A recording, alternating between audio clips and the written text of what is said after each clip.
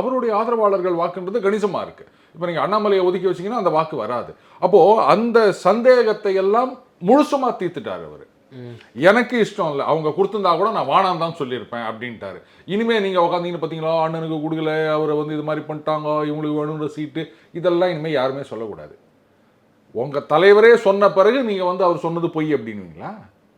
அவர் தான் சொல்லிட்டார்ல, நான் லெட்டர் எழுதிட்டேன்னு, அப்போ அதெல்லாம் பொய்யா? உங்கள் தலைவரையே பொய்ன்னு சொல்லுவீங்களா நீங்கள்? சரி, அடுத்தது இதில் நிறைய பேர் சீட்டு வேணும் அப்படின்னு ஆசைப்பட்டாங்க. எஸ்டி சூர்யா, அஸ்வத்தாமன் அவர்கள், அப்புறம் வந்து வினோத் பி செல்வம், இவங்கெல்லாம் நிறைய வேலையும் பண்ணியிருக்காங்க.